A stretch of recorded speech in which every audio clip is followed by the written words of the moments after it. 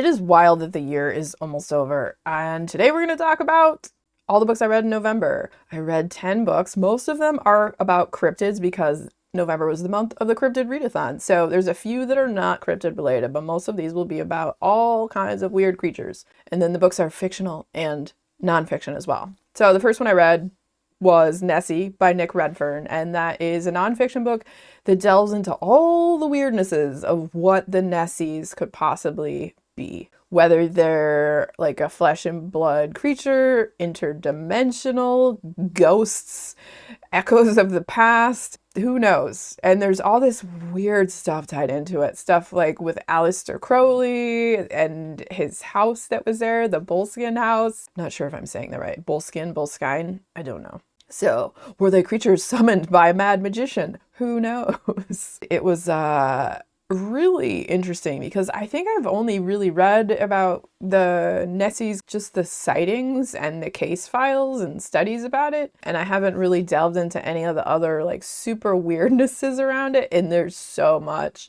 And it also gets into the history and lore too about like how back in the day in Scotland and Loch Ness, they had like all these sightings of like kelpies, which were like these water horses. And it's like, okay, so maybe those sightings could have possibly been Nessies. It was just described differently and like how stuff kind of like morphs and evolves over time. So these sightings go back way further than any of the current times say. Like, you know, it was like, oh, the early 1900s or whatever. But no, it went back into the 1800s. And then there's even some stuff with like different saints of the day. And it is an absolutely fantastic and weird and wondrous read. And Nessie, underwater creatures and cryptids are so fascinating to me. And just underwater stuff in general. Like, I love underwater horror. I have always had a fascination with the ocean. Like, it's like outer space.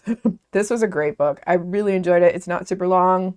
And if you like cryptids and the Loch Ness Monster, definitely check it out. Okay, so after that one, I read a book that is not about cryptids. It was a tiny little novella called The Hedge Witch by Carrie Thomas. And this is in the Threadneedle series, which is kind of like a witchy book series that I felt had very similar vibes to the movie The Craft, if you ever saw that. And this follows the story of one of the witches in the first book, and she goes to stay with her weird, eccentric aunt, and she's going to learn about hedge magic, and she does a lot of plant magic, so this is a different type from what she'd been learning at her house with her mom. But she's also like, oh, I don't really want to go because this is supposed to be a big summer for me. I want to make friends. I want to hang out with boys, this, that, and the other, and I'm going to this tiny little town. Who even knows if there's anyone my age there? And when she gets there, she does end up making some friends, but there's some weird stuff going on. And it was really cute. It was short. It was sweet. I don't feel like you needed to read it in order at all. Like, it's book 1.5, but you could read it before, after, last, because it's not super involved in like the main story, I felt like. It was decent. I liked the first book way better. It was nice if you liked the series. So after that one, I read more cryptid stuff. And that is the book Bigfoot by Tom Burnette and Rob Riggs. And this follows both of them and all their experience combined, which is years and years of their experiences in different spots in the US. One of them down in Texas and the other one on the East Coast. And just how there were so many similarities when they met about their experiences and hearing different people's accounts about Bigfoot. And the fact that they get into some of the weirder sides too. Like, could Bigfoot be like psychic or interdimensional? And so they get into all that, like, they get into a lot of the flesh and blood stuff, but they also get into the weirder side. And I really appreciated that about it. If you have any interest in Bigfoot and you are of an open mind, because if you're on the side of, oh, if it does exist, it's a flesh and blood creature, then this book's probably not going to be for you. But also, if you firmly don't believe in Bigfoot, then this book's probably not going to be for you either. It's really fascinating, interesting. I thought it was well written. And then they also go into some of the history and some of the sightings from over the years and some of the classic stuff, you know. You get into the nuts and bolts of the Bigfoot phenomena. And it was a pretty great book. I enjoyed it quite a bit.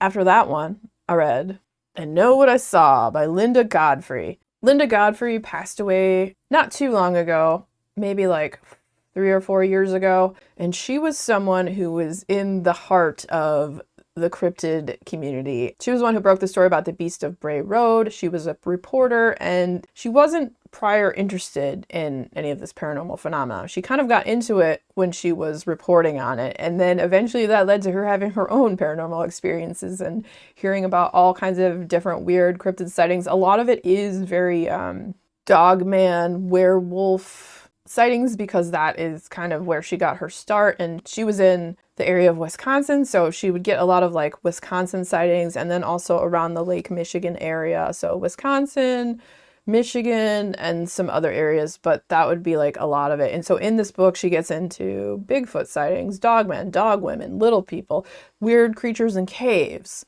big cats, water cats, like weird cryptid creatures, and it's such a fascinating read. Thought it was well written, just very intriguing and weird, and if you like that kind of stuff, I would definitely check this one out. All right, up next we have a fictional book called Into the Drowning Deep by Mira Grant, which is the pseudonym for Shauna McGuire when she writes horror. And this is about killer mermaids. There was this entertainment company called Imagine Entertainment, and they went to the Mariana Trench to film a mockumentary about the lovely ladies of the deep. And lo and behold, it turns out they weren't so lovely and that they were real. And then all the people who went to go film that, everybody disappeared. Nobody came back. There was a lot of blood all over the boat and gore, and they found some video footage of what people claimed was a hoax, but it wasn't a hoax. So several years later, they were going to send out another crew to see what actually happened. There's this one woman who is the main character who had lost her sister when this happened, and she just wants to know and see these creatures for herself. Like, she believes they're real. There's a lot of people that they go on this trip, like a lot of scientists and stuff, and half these people don't believe that the mermaids are real, which is not good because things are going to go south.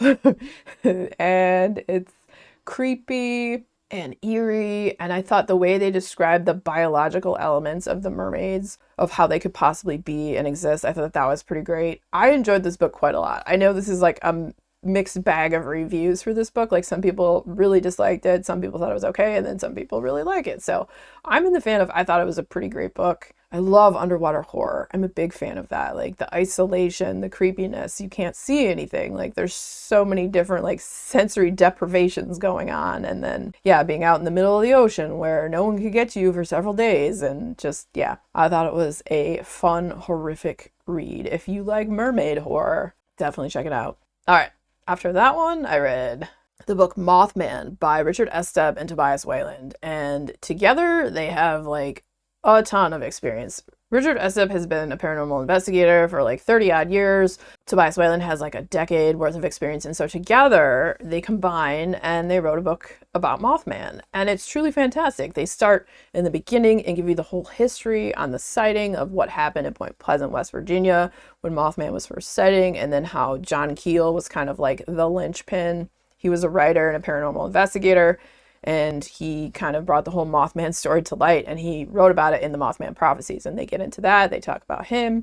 Then they start talking about more recent cases of sightings of Mothman in like 2017 and up to present day. And then they also, both of them go together and they go to Point Pleasant and they do kind of like an investigation and stuff. And it's so well written. The storytelling element of it is fantastic. Like, it's not just, this is what happened, this is what happened, this one. Like, they present it in a way that's pleasurable to read. Like, the storytelling of it is great. And I really enjoy this. This is one of the better books I've read about Mothman. And if you have any interest in our winged humanoid friend, definitely check this one out.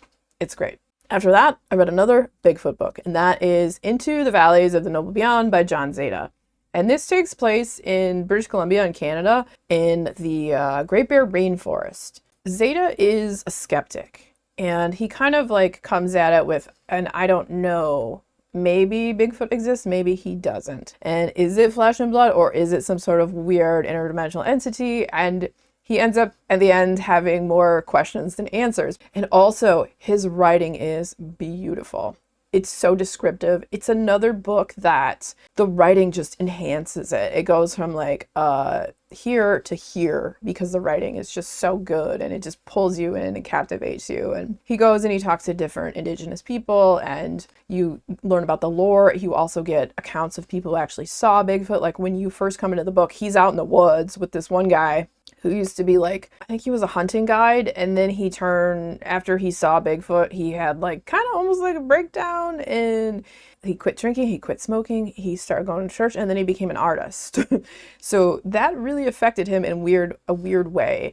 And so it's strange, like the way people change and what happens when they see these creatures. It kind of like rips apart their whole worldview. And so they're in the woods and they're going to the place where the guy first saw one of the Bigfoot creatures, and it takes off from there, and he talks to all these different people who've had these experiences, and like I said, getting into like talking to some of the indigenous people who live on the land. It's very fascinating. I really enjoyed this one. This was a random one I kind of stumbled upon. I was looking for another book on Bigfoot, and this one just kind of popped up. I don't quite remember where I saw it, and I was like, all right, yeah, let's read that one, and really enjoyed it. So if you have any interest in Bigfoot, I would highly recommend this one too, especially because it's from a more skeptical point of view, so that might appeal to more people that are adamant about weird creatures cannot exist. All right, moving on. I read a magical realism / historical fiction called The Entirely True Story of the Fantastical Mesmerist Nora Gray by Kathleen Kaufman. This book is about this younger girl who, when she's growing up, her dad is kind of a charlatan, drags them from town to town, performing seances and just scamming people, basically. But she actually has a talent for reading tarot cards. And one day, this woman named Rona discovers her, and she's like, oh, I heard that you gave a reading for this person, and I just want to have you give a reading for me, because she wants to see if the girl's actually legit. And then she sees that she is, and that she has some actual like psychic powers. And so she's like, I want you to come with me, study with us at this psychical society. And that they also were studying under Madame Blavatsky at the time, and that's someone who was actually in those spiritualist circles. So that's the whole historical magical realism part coming into play in there, and it follows her story, and it's such a captivating read. It's one of the way more interesting ones I've read about like spiritualism, because I feel like I've read a handful of books on that, like fictional ones that are just not that great. They're kind of boring and like lackluster. This one has all the luster. It is just fantastically done. It's weird, it's ominous, it's emotional, it's got a weird time travel element to it, and it was just truly a spectacular book. I will have a standalone review coming for this. I don't think it'll be out by the time this video is out. It'll be coming later, so keep an eye out for that one.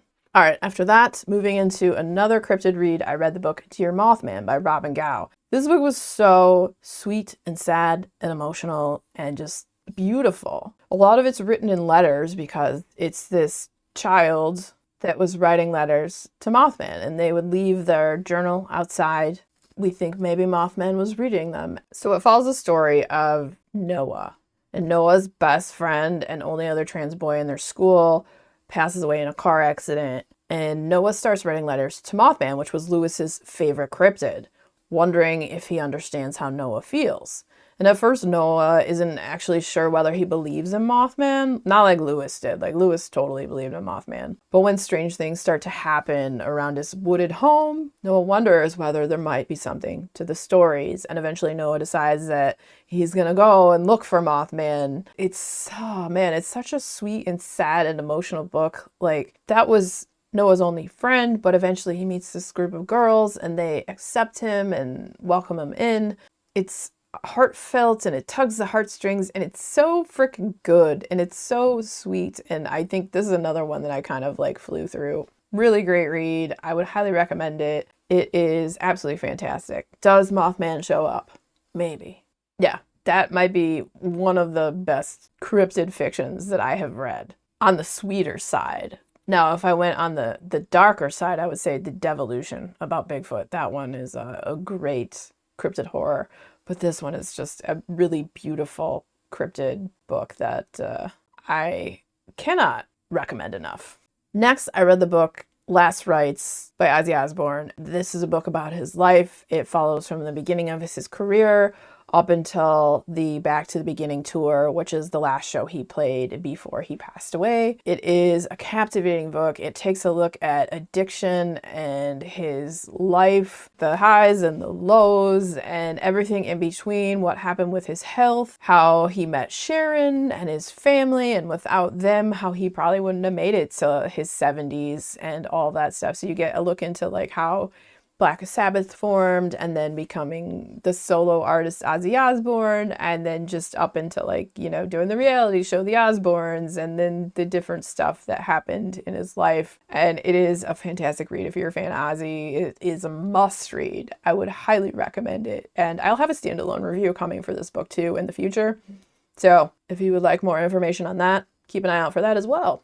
And if you enjoyed hanging out today, hit that subscribe button, come back see me again, and we'll talk about more bookish things and weird stuff.